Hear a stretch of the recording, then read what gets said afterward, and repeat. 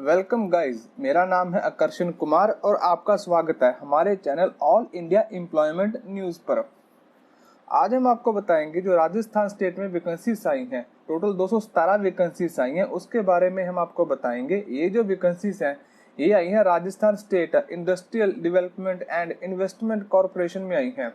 इसके बारे में हम आपको पूरी नोटिफिकेशन डिटेल देंगे। जो बातें नोटिफिकेशन में दी हैं वही सब हम आपको बताएंगे। ठीक है, तो आप हमारे साथ अंत तक बने रहिए क्योंकि इसमें आपके लिए जानने के लिए बहुत सारी बातें हैं जिन लोगों ने इसमें अप्लाई करना है। ठीक है, पर वीडियो शुरू करने से पहले अगर आप इन स्टेट में से किसी स्टेट में से बिलोंग करते हो, चाहे वो पंजाब है, हरियाणा है, महाराष्ट्र, यूपी, बिहार, एमपी, दिल्ली, राजस्थान, इन स्टेट में से आप किसी स्टेट से बिलोंग करते हो तो आप हमारे चैनल को जरूर सब्सक्राइब कीजिएगा क्योंकि जो भी सरकारी वैकेंसी, सरकारी नौकरी, गवर्नमेंट जॉब के बारे में कोई भी नोटिफिकेशन आती है वो हम आपको पूरी डिटेल के साथ बताएंगे।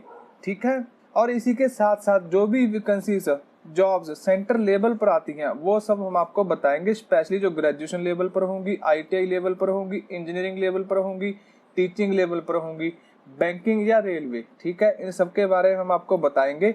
बाकी हमारा जो वीडियो होगा, कंटेंट होगा, जो लेक्चर होगा वो आपको इसके बिहाफ से मालूम पड़ जाएगा। ठीक है, तो अब हम शुरू करते हैं।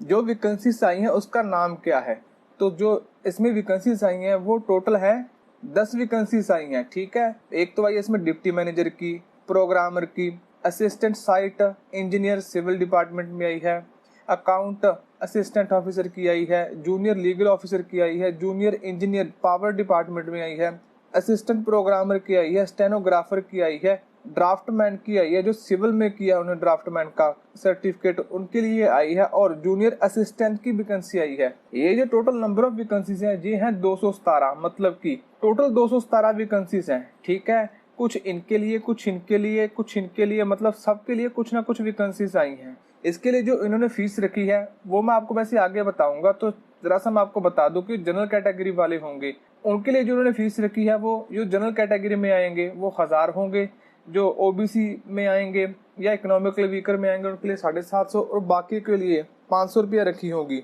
और इसी के साथ जो अदर वैकेंसीज होगी 9 और 10 सेक्शन में आएंगी उनके लिए जनरल के लिए 750, OBC इकोनॉमिक वीकर के लिए 500 और जो अदर कैटेगरी आएगी उनके लिए 350। बाकी मैं आपको आगे डिटेल बताऊंगा, सारा कुछ आगे मैंने बताया हुआ है।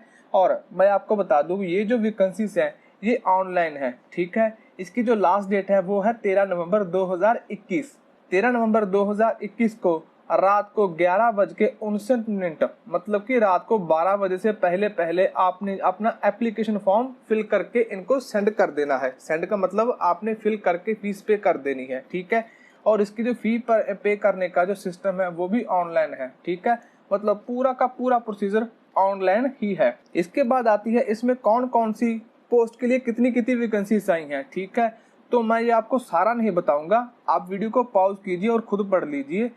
ये है टोटल वैकेंसीज और ये है नंबर ऑफ वैकेंसीज। जैसे जनरल के लिए आ गई, यहाँ पर आ गई, आगे आगे जैसी भी वैकेंसी आई है वो आप खुद से पढ़ लेना, क्योंकि अगर मैं इनका डिस्कशन करने लग जाऊंगा तो वीडियो लेक्चर बहुत ज्यादा लंबा हो जाएगा। क्योंकि इसके बाद सबसे बड़ी बात होगी आपकी एजुकेशन क्वालिफिकेशन के बारे में, जो आपका एग्जाम पैटर्न होगा उसके बारे में मैं सारी बात आपको बताऊंगा, उसमें ज्यादा टाइम लगेगा। ठीक है, तो हम इसके बारे में नहीं बताएंगे, आप खुद से पढ़ लेना। इसके बाद आती है इसकी पे के बारे में।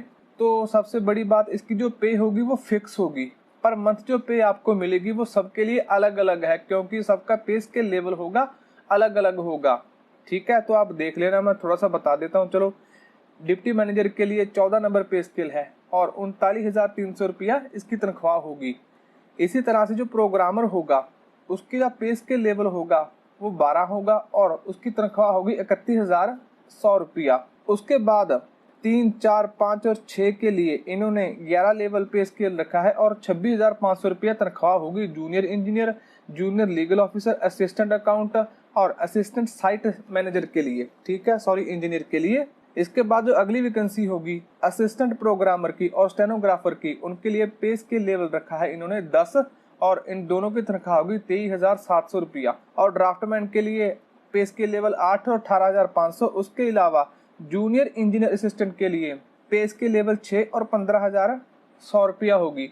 सबसे बड़ी बात है इनमें कि ये जो वैकेंसीज है ये परमानेंट वैकेंसीज है, टेम्परेरी वैकेंसीज नहीं है। और आप इसके लिए अगर एलिजिबल होंगे, मैं आपको आगे बताऊंगा क्या क्या क्वालिफिकेशन इन्होंने मांगी है, आप इसके लिए अप्लाई जरूर कीजिएगा, ठीक है, अगर आप कर सकते हो। तो अब बारी आती है इसकी क्वालिफिकेशन के बारे में, ठीक है, ध्यान से सुनिएगा, मैं आपको सारी क्वालिफिकेशन के बारे में बताऊंगा। अगर आप किसी भी पोस्ट के लिए एलिजिबल हो तो प्लीज आप उसके लिए अप्लाई जरूर कीजिएगा।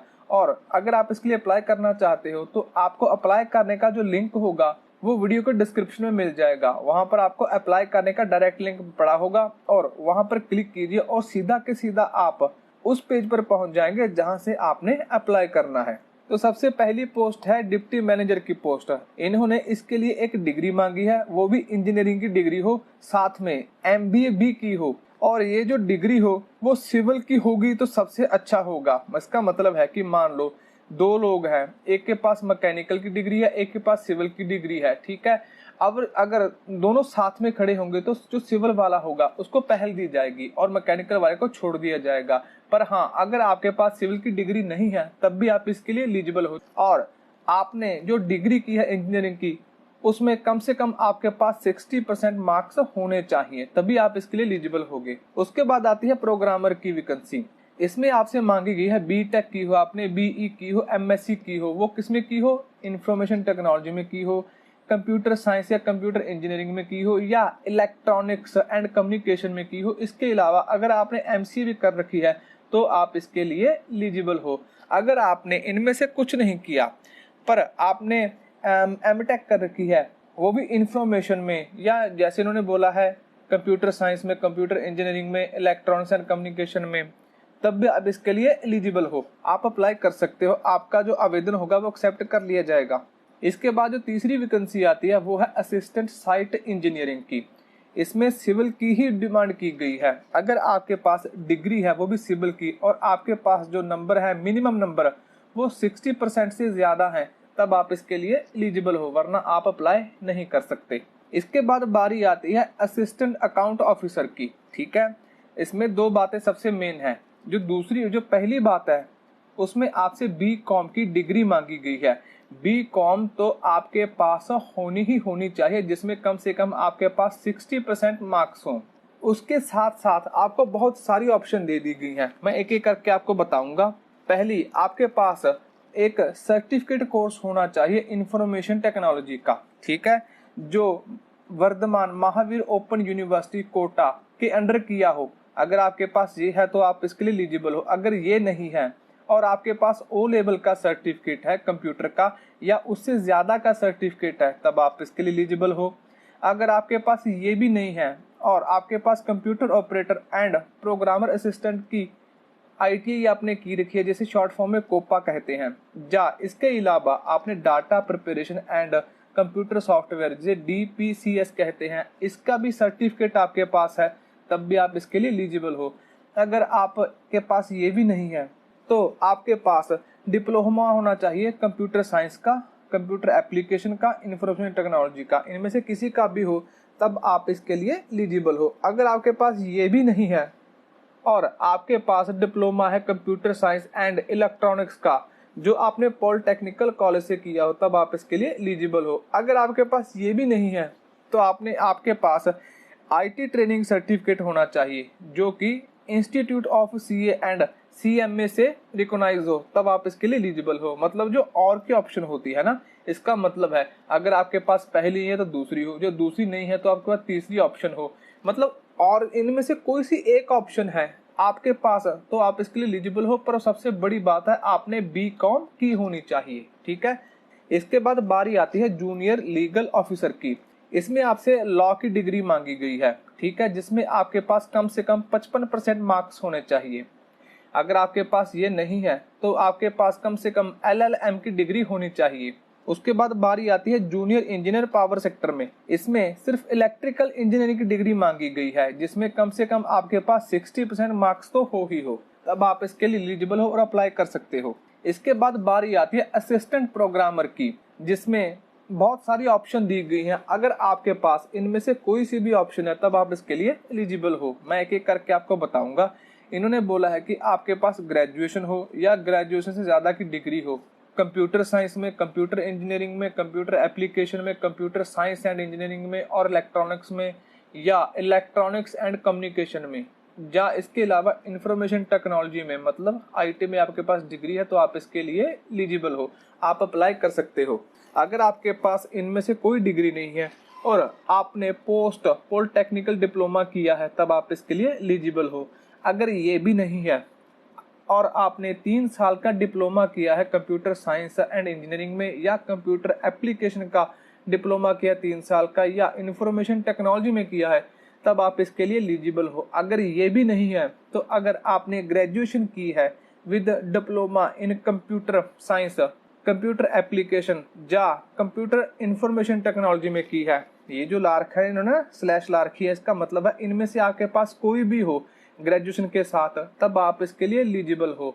ग्रेजुएशन कौन सी? ग्रेजुएशन कोई भी, आपने बीए की हो, बीकॉम की हो या आपने बीटेक की हो, बीई की हो, बैचलर की कोई सी भी डिग्री हो, आपके पास एक डिप्लोमा होना चाहिए कंप्यूटर का, आप इसके लिए एलिजिबल हो जाओगे। अगर आपके पास ये भी नहीं है और आपके पास ग्रेजुएशन तो है, उसके साथ ओ लेवल या ओ लेवल के ज्यादा का सर्टिफिकेट है तब भी आप इसके लिए एलिजिबल हो। अगर आपके पास ये भी नहीं है तो आपके पास ग्रेजुएशन तो होनी चाहिए, उसके साथ साथ आपके पास कोपा की डिग्री हो, वो मैंने आपको बता दिया है, computer operator and programmer assistant की आईटीआई, या आपके पास डीपीसीएस की डिग्री है या सर्टिफिकेट है तो आप इसके लिए एलिजिबल हो। मतलब आपको इनमें से कोई सी भी एक है डिग्री है ग्रेजुएशन के साथ साथ तब आप इसके लिए एलिजिबल हो।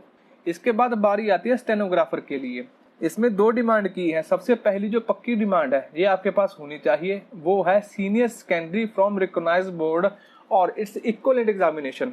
मतलब आपके पास या तो +2 होनी चाहिए या इसके बराबर कोई की भी आपके पास एक सर्टिफिकेट होना चाहिए जो एक रिकॉग्नाइज्ड बोर्ड से लिया गया हो, तब आप इसके लिए एलिजिबल हो।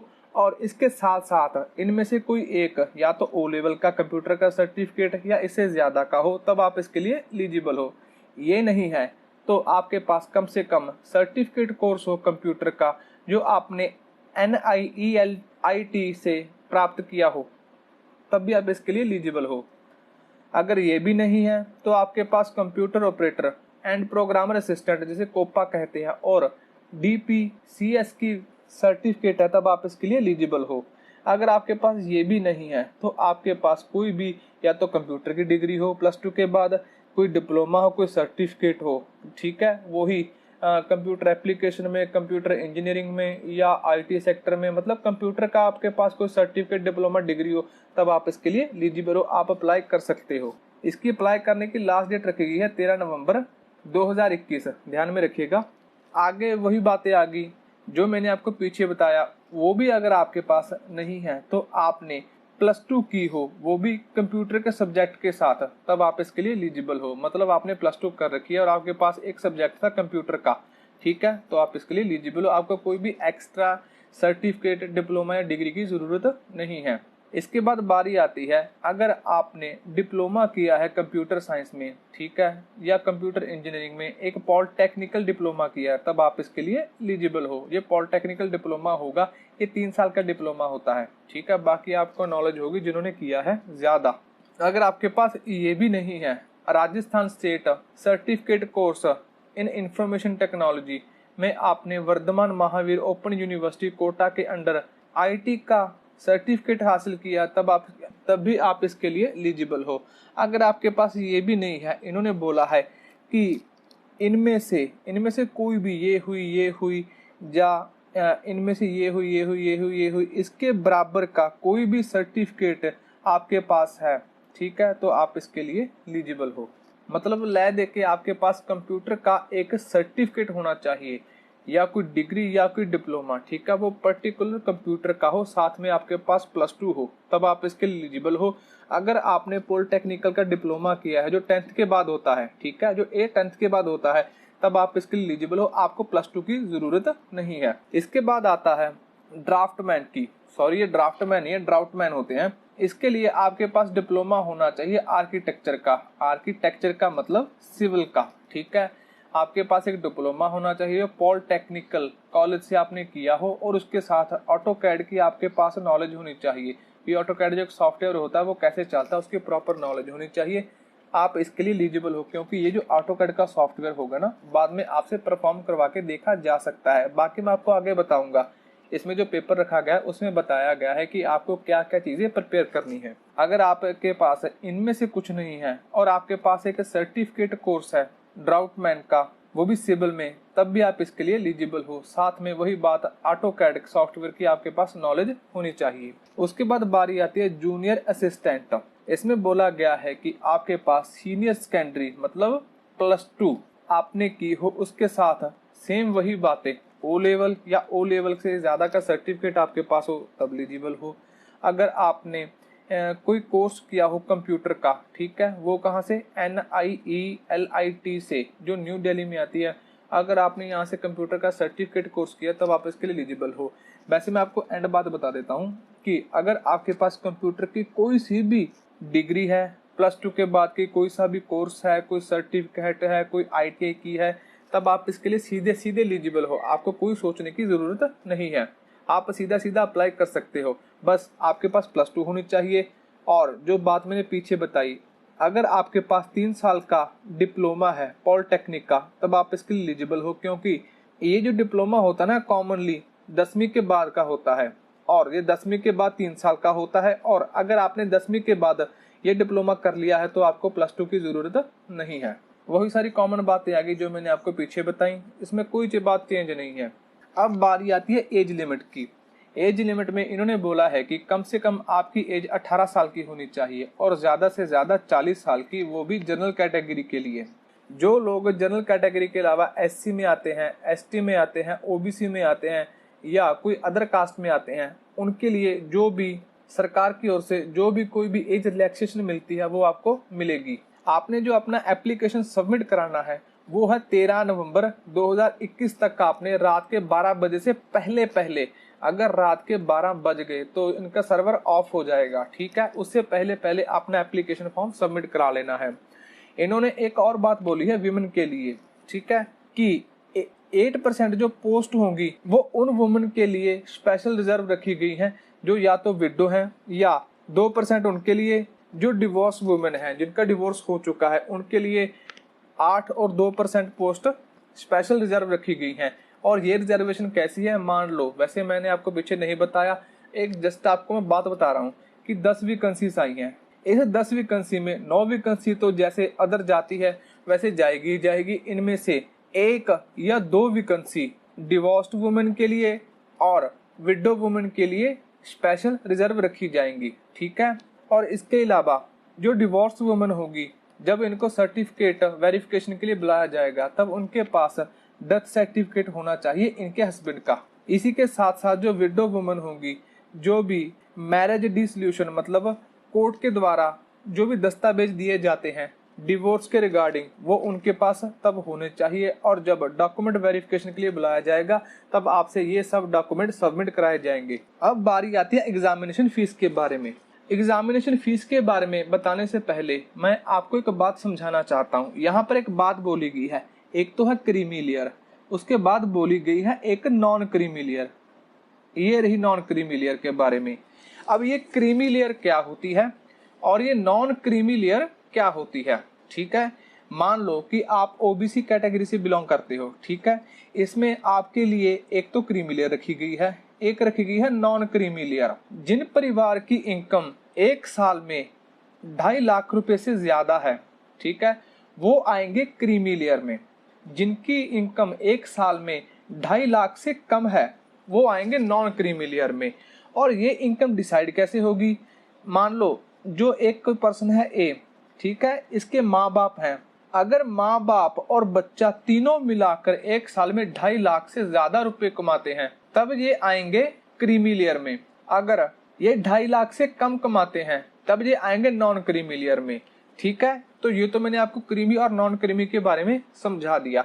अब बारी आती है कि क्रीमी लेयर और नॉन क्रीमी लेयर में क्या डिफरेंस आएगा। ये तो हमें मालूम पड़ गया कि नॉन क्रीमी लेयर में कौन आएगा और क्रीमी लेयर में कौन आएगा। तो एक बात याद रखिए, जो लोग मान लो कि OBC कैटेगरी है, अब इस कैटेगरी में जो क्रीमी लेयर में आएंगे उनको सरकार की तरफ से एज के रिगार्डिंग, फीस के रिगार्डिंग या कोई अदर कोई भी बात होगी उसके रिगार्डिंग उनको कोई भी एक्स्ट्रा बेनिफिट नहीं मिलेगा। जैसे मान लो कि हर राज्य अपने जो ओबीसी कैटेगरी वाले हैं उनको 5 साल की एक्सटेंशन देता है। 30 साल की एज उन्होंने रखी जनरल के लिए और 5 साल प्लस हो जाएगी, 35 साल हो जाएगी ओबीसी कैटेगरी के लिए। अब जो लोग क्रीमी लेयर में आएंगे उनकी जो एज होगी वो 30 साल ही मानी जाएगी। 5 साल का बेनिफिट उन्हें नहीं मिलेगा, ना ही उन्हें फीस के लिए बेनिफिट मिलेगा। ठीक है, जो फीस जनरल कैटेगरी वाले अप्लाई करेंगे वही उनको करनी पड़ेगी, पर जो नॉन क्रीमी लेयर में आएंगे वो 35 साल तक अप्लाई कर सकते हैं। पर इसका ये मतलब नहीं होगा कि उनकी ओबीसी कैटेगरी खत्म कर दी जाएगी।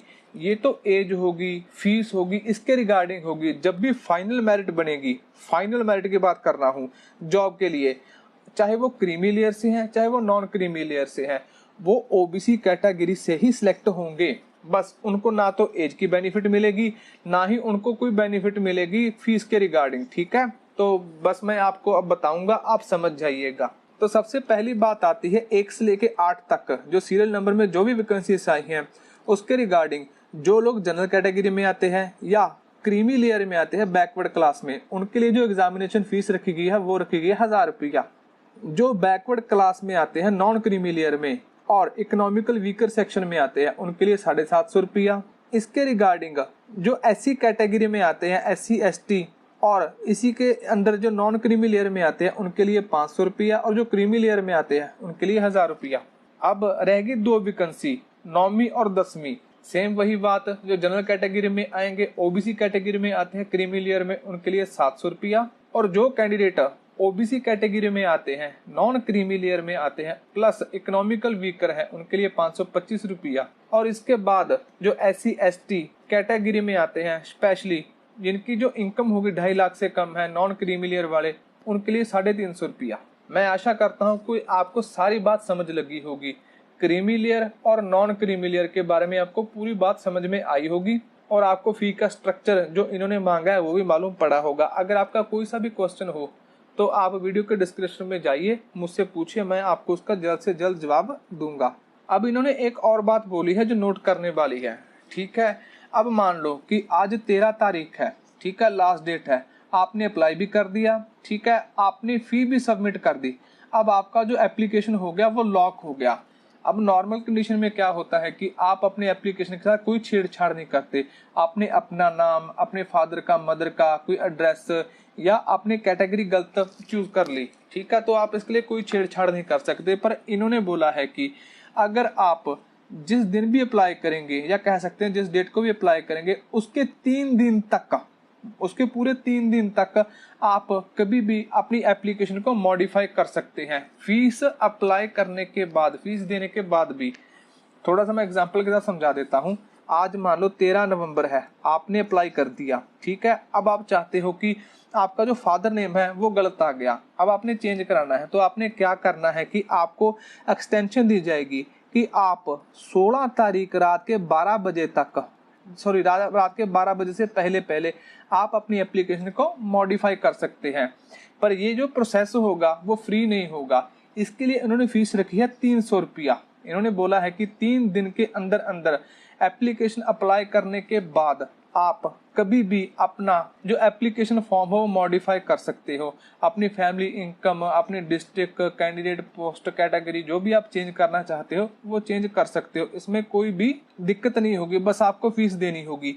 और ये बात सिर्फ 13 तारीख के लिए नहीं है, आपके पास चाहे 1 तारीख है, 1 नवंबर हो गई, अभी आपके पास मान लो 12 दिन एक्स्ट्रा है, आपने आज ही सारा कुछ कंप्लीट कर दिया, फीस भी दे दी, आपने एप्लीकेशन फॉर्म भी फिल कर दिया। अब आपके साथ गलती हुई, आपने चेंज कराना है तो आपको तब भी 300 रुपया देना होगा, ठीक है। तो ये बात थोड़ी सी आपके लिए जाननी जरूरी थी। अगर कोई गलती होगी तो आपके पास चांस होगा, पर आपको फीस देनी पड़ेगी। मैं चाहता हूं कि आप कोई भी गलती मत करना ताकि आपका 300 ही बचे और साथ में आप आगे तैयारी भी कर सको। इन्होंने एक और बात बोली है कि सेल लेटर के बारे में। इन्होंने बोला है कि हम आपको कोई भी एक्स्ट्रा सेल लेटर सेंड नहीं करेंगे।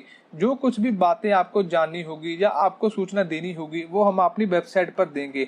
यह रही उनकी वेबसाइट, इसका जो लिंक होगा वो आपको वीडियो के डिस्क्रिप्शन में मिल जाएगा। आप कभी भी चाहे तो हमारे चैनल पर आइए, इस वीडियो पर आइए और इनकी जो वेबसाइट होगी वो आपको एज इट इज मिल जाएगी। ठीक है, आपको कहीं जाने की जरूरत नहीं होगी। और आप इनकी वेबसाइट हमेशा चेक करते रहिए, क्योंकि जो भी एडमिट कार्ड होगा, रिजल्ट आएगा, मेरिट लिस्ट आएगी, वो सारी अपनी वेबसाइट पर अपडेट करेंगे। आपको कोई भी एक्स्ट्रा नोटिफिकेशन नहीं प्रोवाइड करवाया जाएगा। अब इसके बाद बारी आती है एग्जामिनेशन के बारे में। ठीक है, तो ध्यान से सुनिएगा इस बात को।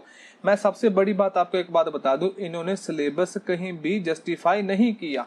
इन्होंने कहीं नहीं बताया कि जो आपका रिटन एग्जाम होगा, ये है रिटन एग्जाम। ठीक है, जो आपके रिटन एग्जाम होंगे, एक नहीं सबके दो एग्जाम है, उनके लिए क्या क्या सिलेबस रखे गए हैं।